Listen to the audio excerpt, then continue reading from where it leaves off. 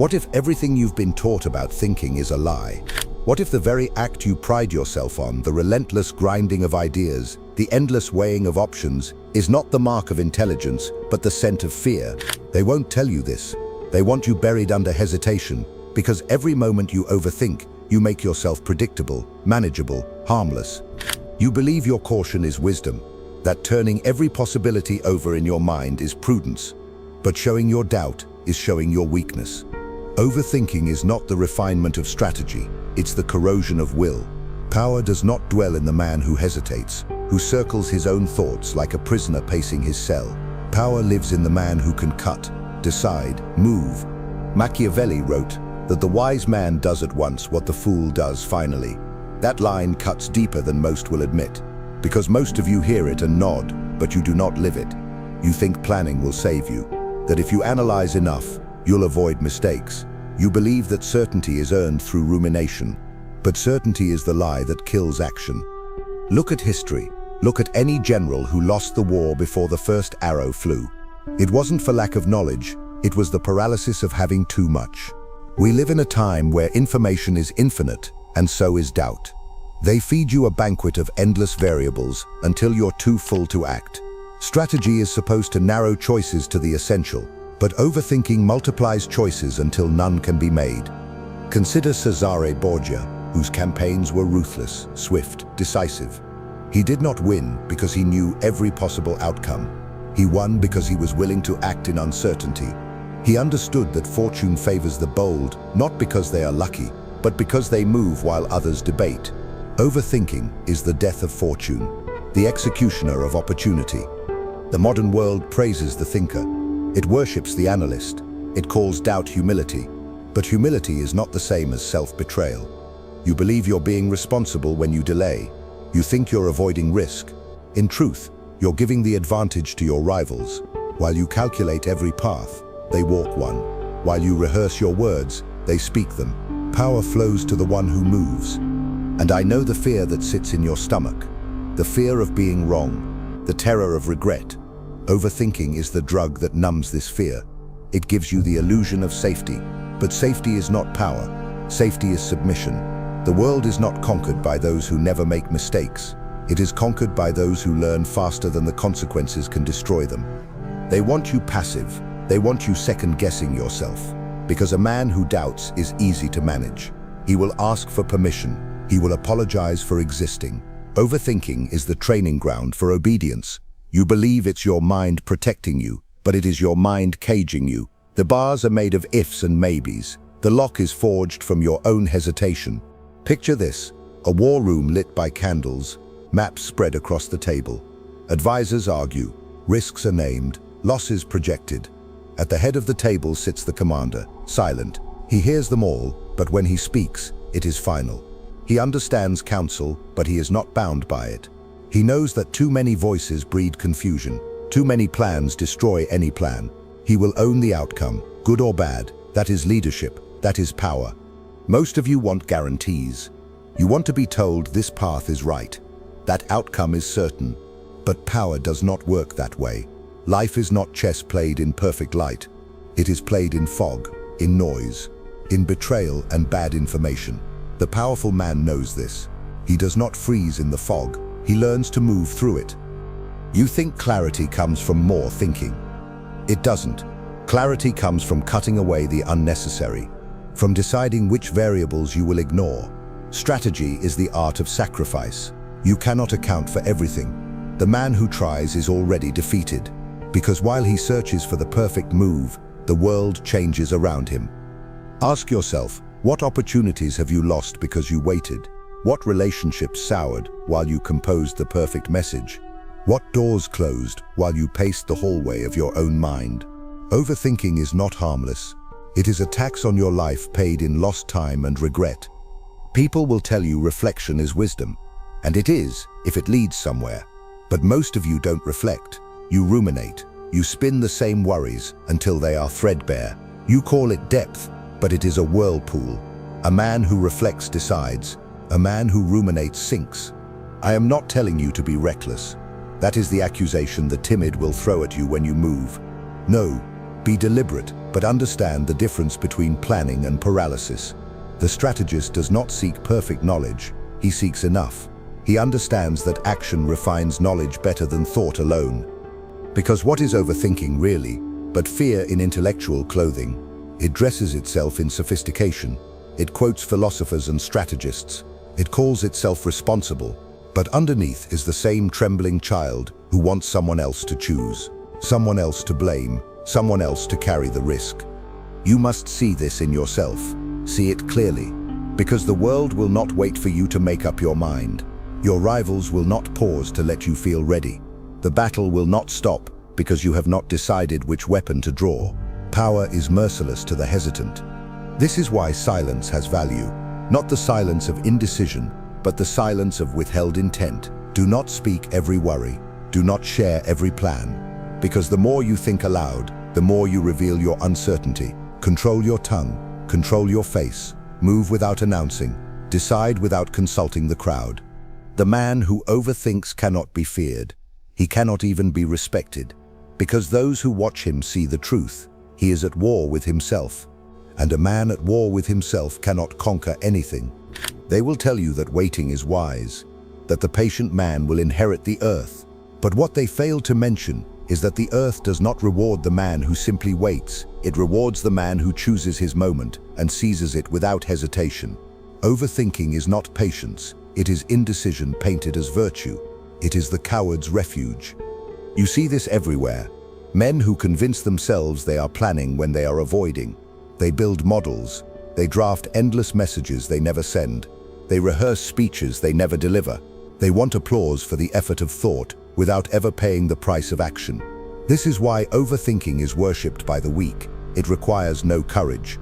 A single decision carries risk. It forces you to stand behind an outcome. Overthinking, by contrast, is a hedge against blame. You can say you were still considering, still gathering information, still preparing, but you will die preparing. No one remembers the man who almost acted. Machiavelli understood this truth. In The Prince, he warns rulers to avoid being hated or despised, but also warns them not to be indecisive. The people forgive harshness if it is effective. They do not forgive weakness that invites chaos. A cruel but stable ruler is respected. A kind but dithering one is overthrown, because people trust strength even if they resent it. And so you must choose. Will you be the man who acts, knowing he may be wrong, or the man who never moves, certain only of his own paralysis? Overthinking is not a sign of intelligence. It is the fear of consequence. You think if you consider every possibility, you will avoid pain, but pain is unavoidable. The powerful man knows this and acts anyway, because he knows pain suffered in action teaches, pain suffered in hesitation cripples. They want you tamed. Understand this. They want you constantly second-guessing, needing permission, asking for validation. The more you overthink, the less you trust your own judgment. And a man who does not trust himself is easy to rule. Picture it, a king's council filled with cautious men, each afraid to speak first, each hedging their words. The kingdom burns outside the castle walls while inside they debate. The enemy does not wait for their consensus. He storms the gates. This is the cost of overthinking. It is not abstract, it is ruin. When you hesitate, you send a message, not just to yourself, but to the world. You announce that you do not believe in your own strength, that you require more certainty than life is willing to give. Your rivals will see it. They will see you waiting, and they will strike. Power respects speed, but not recklessness. Understand this difference. Speed is not frenzy, it is decision. It is the ability to weigh what matters quickly and discard the rest. The strategist knows which variables are worth considering. The overthinker treats all variables as equal. He is buried under them. A general does not need to know the color of the enemy's banners. He needs to know where they will be at dawn. He cuts away the irrelevant. The overthinker, in his quest for total knowledge, drowns in trivia. This is why most men will never be dangerous. They want to be seen as smart. They want to be admired for their caution. But power does not reward admiration. It rewards results. Listen to me carefully. Your mind is not your master. It is your tool. The overthinker is enslaved by his mind. He serves it. He obeys its doubts and fears. The strategist uses his mind to serve his will. And you must develop this ruthlessness with yourself. Learn to stop your own spirals. Learn to say enough, to declare that you have sufficient knowledge and will act. That is the moment you become dangerous, because most men cannot do it. Ask yourself, how many hours have you wasted rehearsing conversations that never happened? How many opportunities have you watched decay because you needed to be certain? How many times have you let someone else seize what you hesitated to claim? Overthinking is self-sabotage, dressed as sophistication. It is a disease of the modern world that rewards inaction as responsibility. But responsibility without action is cowardice. Let me be clear. Thinking is essential. Planning is essential. But they are tools, not temples. Do not worship them. Use them, then discard them when they have served you. The moment thought stops serving action, it becomes poison. Your enemies will not wait. The market will not wait. The woman you want will not wait. Life does not pause for your perfection. It rewards movement, initiative, the willingness to accept risk and consequence. Machiavelli taught that fortune is a woman, and she favors the bold. She is not won by the hesitant. She is not moved by the careful apology of overthinking. She yields to the man who acts. So decide, choose your path, and walk it, even if you must walk it alone, because the alternative is to remain forever on the threshold, forever almost, forever the man who explains why he didn't. You think overthinking is control, but it is the opposite. It is surrender to doubt. It is letting fear become your advisor, your confidant, your master. The man who overthinks is ruled not by reason, but by his terror of making the wrong move. And in that terror, he forfeits his freedom. Look around you. The world is filled with clever men paralyzed by their own intelligence. Men who see so many angles they forget the purpose of the blade. Strategy is not complexity for its own sake. Strategy is simplicity on the far side of complexity. It is the art of knowing what to ignore. But you do not want to ignore anything. You want to be certain. You want to be immune to criticism, regret, and loss. So you study every possibility, consult every opinion, wait for perfect alignment. Meanwhile, the moment passes, the door closes, the enemy advances, and you tell yourself you are being wise. Overthinking feels safe because it postpones exposure. When you act, you reveal yourself. You take a side, you plant a flag. Overthinking lets you avoid that vulnerability. It lets you remain undefined. But power is always defined. It is always visible, and so the man who will not choose cannot lead. I have seen rulers lose kingdoms because they needed more time. Generals lose battles because they waited for perfect intelligence. Merchants lose fortunes because they could not decide on a price. Husbands lose families because they could not say what needed to be said. Understand this. Overthinking is not neutral. It is loss. There is a moment in every negotiation when silence becomes weakness. At first, silence is power. It creates pressure. It forces the other side to reveal themselves. But wait too long, and your silence becomes uncertainty. It tells them you lack resolve, that you fear your own position, and they will attack it. This is true in war, in business, in love, everywhere. The pause that sharpens turns into the pause that dulls. What begins as strategy becomes surrender. You want to know the difference between the strategist and the overthinker? The strategist knows when to stop thinking. He knows the purpose of thought is action. He sets limits on his own analysis. He says, by this hour, by this day, I will decide, and he holds himself to it. Because he understands that life punishes delay. Opportunity has a half-life. It decays while you hesitate, and by the time you feel ready, it is already gone. Do you think your rivals will wait? That they will grant you the time you need to feel comfortable? No. They will strike when you are uncertain. They will move while you watch. They will claim what you hesitated to touch. This is why decisive men inspire both fear and loyalty. Even their enemies respect them, because they know the decisive man is dangerous. He may be wrong, but he will act, and action shapes reality. Listen to me. There is no safety in overthinking. There is only the illusion of safety. It is a cage made of your own fears, a prison with bars forged from your need to be liked, to be certain, to be right. Break that cage. Embrace the risk that comes with movement. Understand that mistakes are inevitable. You will be wrong. You will fail. But you will learn, and you will own the outcome. That is power. Consider the wolf. He does not debate the wind. He does not write treatises on the nature of prey. He observes, decides, moves. There is a brutal elegance to this, and it is effective. Machiavelli said, "It is better to be feared than loved, if you cannot be both." But what is there to fear in the man who cannot choose, who cannot act? Overthinking strips you of the capacity to be formidable. You want to be respected? Then show that you can decide, that you can bear the consequences of your choices, that you will not flinch from the weight of command. Because in the end, no one follows a man who hesitates. No one invests in a leader who needs reassurance. No one loves the man who cannot say yes or no. Overthinking makes you soft. It kills the edge you need to cut through obstacles. It smooths away your certainty, your clarity, your will. It makes you explainable, predictable, safe. But power is not safe.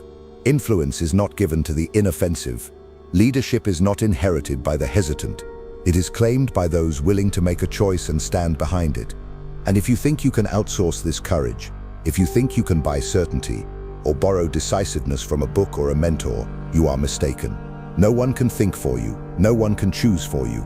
This is the final cruelty of overthinking. It convinces you that more time, more input, more analysis will save you. It promises rescue while it drains your resolve. So remember this: no one remembers the man who almost did, the man who nearly chose. History does not record the cautious. It records the bold. You must understand that overthinking is not a private vice. It is a public signal. Every hesitation you display is read by those around you. Your allies see it and lose confidence. Your enemies see it and smell blood. Your rivals see it and press their advantage. Overthinking is not just your burden, it becomes your reputation. Imagine entering a negotiation and pausing too long before you answer. The other party senses your uncertainty. They know you are weighing too many options, worried about too many outcomes. They will push harder, demand more. They know you have no spine to resist. Overthinking does not protect you in negotiation. It surrenders your leverage. A decisive man is not reckless. He is clear. He knows that every choice carries risk, and he accepts it. He understands that the appearance of certainty is often more important than the certainty itself. People follow those who seem sure, even when they are not. You want people to trust you. Stop explaining your doubts. Stop advertising your fears. Stop performing the theater of hesitation. Confidence is not built on having all the answers. It is built on your willingness to act despite the questions. Machiavelli would tell you this. A ruler does not need to be loved, but he must avoid being despised. Nothing breeds contempt faster than obvious weakness. Overthinking is visible weakness. It is self-doubt made public. It is the signal that you are unfit to command. Ask yourself, how many times have you talked yourself out of opportunity? How many times did you see the opening, but told yourself to wait for the perfect moment? That moment never came. It never will, because perfect moments do not exist. Fortune is not gentle with the hesitant. She belongs to the bold, and she is cruel to those who expect her to wait while they think. Consider the battlefield. Orders shouted over the roar of chaos, smoke obscuring the field, allies screaming for direction. The general does not have perfect knowledge. He does not have time to weigh every possibility. He must choose, move, commit. That is leadership. That is power. And what of the man who waits for clarity? He waits until the fog clears. By then the battle is lost. He waits until all options are safe. By then there are no options left. Your life is no different. You wait for certainty in your career, in your relationships, in your ambitions. And in waiting, you allow bolder men to claim what you were too cautious to touch. Do you think she will wait while you rehearse your words? Do you think the market will pause while you perfect your pitch? Do you think the world will hold its breath while you check every variable? It won't, and it shouldn't. Overthinking is a betrayal of your own will. It is the confession that you do not trust yourself, that you would rather defer to fear than endure the possibility of failure. Failure is not the enemy. Failure is the tutor of the decisive. The man who acts learns. The man who hesitates decays. Look at any empire built by men of consequence. You will find bold decisions, risky moves, gambles taken on incomplete knowledge. You will also find mistakes, some catastrophic, but better a leader who risks error than one who guarantees paralysis. You want to be respected? Learn to choose, learn to move, learn to own your outcomes without apology. Because people do not follow the man who explains, they follow the man who declares. And that declaration is frightening. It means you will be wrong, you will be mocked, you will be envied and attacked. But that is the cost of power. Most will not pay it. They will stay safely in their heads, where no one can judge them. They will become clever, articulate slaves to their own caution, and they will tell themselves they are virtuous for it. Do not join them. Overthinking is the luxury of those who have nothing to lose. But if you want to win, truly win, you must kill it. You must starve it of time and attention. You must become brutal with your own mind. Say to yourself, I will not consider this 100 ways. I will choose once, I will act, and I will face what comes. Because once you have decided, the world changes. Your rivals adapt to you. Your allies rally to you. Reality bends around your will. But none of that happens while you think. It happens when you move. Machiavelli said, men in general judge more by the eye than by the hand, for everyone can see but few can feel. They will see your hesitation, they will see your certainty, they will decide your worth from it. So give them certainty, even if you feel fear. Give them resolve, even if your heart races. Because power does not care about your feelings, it only respects your choices. There is a cruel truth at the heart of power. No one will grant you permission to take it. You must seize it, often in the face of your own fear. Overthinking is the ritual of asking permission from yourself over and over because you are too afraid to simply take what you want. Consider the man who sits in silence at the table, drafting his plan for the 100th time. He believes he is preparing. In truth, he is pleading with himself for the right to act. He is begging for certainty that will never arrive. He wants someone, anyone, to tell him it is safe. But nothing important is ever safe. Nothing worth having is ever guaranteed. The powerful man knows this. He knows that waiting for perfect knowledge is cowardice wrapped in intellectual clothing. Overthinking is a defense against blame. If you never choose, you never fail. If you never act, you never expose yourself to mockery, loss, or regret. This is the fantasy of the overthinker, that he can avoid pain entirely, but pain will find him anyway. It will come in the form of regret, lost time, wasted opportunity, and the slow rot of self-contempt. Look at those you respect, truly respect, not the loud, boastful, empty men, but those whose words carry weight, those whose presence silences the room. They did not earn that gravity by having perfect answers. They earned it by choosing, by shouldering the risk of being wrong, by showing they would act when others froze. There is nothing noble in hesitation, nothing admirable in the paralysis of analysis.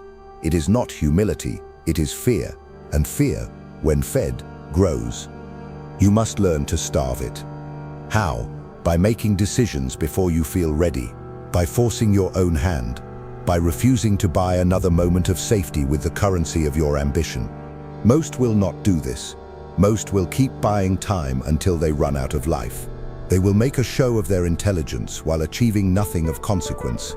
They will tell themselves they were cautious, that they were wise. But the truth is simpler. They were afraid. Power is not given to the one who deserves it.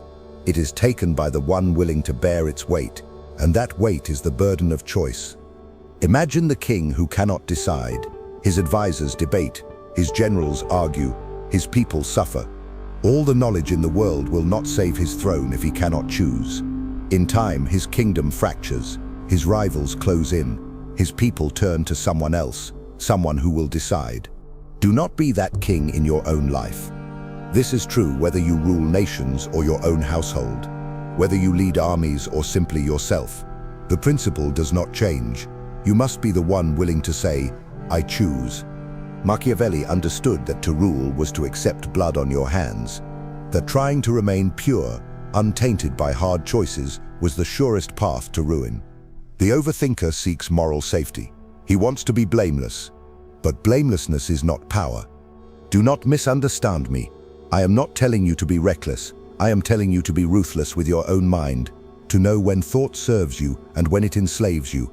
The strategist studies the map, but when the horns sound and the gates open, he rides. He does not redraw the map in the saddle. He trusts what he knows and acts. And yes, sometimes he rides into a trap. Sometimes he loses, but he learns more in one failed charge than the cautious man learns in a lifetime of planning. Because action is the crucible of knowledge. Overthinking is not planning. Planning ends with a decision. Overthinking refuses the decision. It seeks the comfort of endless options. You must kill that instinct.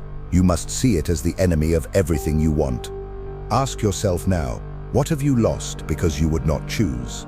What could you have been by now if you had acted every time you waited? These are not abstract questions. These are the measure of your life. You want to command respect? Then command yourself. Command your mind. Do not let it spin its webs of doubt unchecked. Cut them away. Decide. Move. Because if you do not, someone else will. They will choose for you. They will claim what you hesitated to touch. They will define you by your inaction. And you will watch them build the life you wanted. Understand this. The world is not kind to the man who overthinks. It does not reward his caution. It does not pity his hesitation. It forgets him. Power has no memory of the man who almost did. You think you are buying time when you overthink, but time is not for sale. Every moment you hesitate is a moment you will never get back. Every decision you delay is an opportunity you surrender. The world is not waiting for your readiness. It is moving, with or without you. You imagine you are being responsible, that you are protecting yourself, your reputation, your future. But what you are really protecting is your fear. You are shielding your cowardice from exposure. Overthinking is the fortress of the timid, impenetrable from the outside, but inescapable from within. Consider the rival who wants what you want. He is not smarter than you. He is not braver in his heart, but he acts. He places his bet. He endures the risk, and he claims the prize. While you, so careful, so thorough, stand on the sideline perfecting your strategy. No one remembers the man who planned perfectly but never moved. History writes the names of those who dared to be wrong, who accepted loss as the price of conquest. Machiavelli did not teach princes to be perfect. He taught them to be effective. He knew men feared error, and he told them plainly, error is inevitable. What matters is that you rule anyway, that you shape events, rather than let events shape you. Overthinking surrenders that power. It makes you a spectator of your own life, watching, commenting, judging yourself with the same cruelty your enemies would use. You think more thinking will save you. It won't. It will only sharpen the blade you hold against your own throat. Enough. There must come a point when you say, I have thought enough. I have prepared enough. I will bear the consequences of this choice. Because that is the essence of command. Not avoiding consequences, owning them.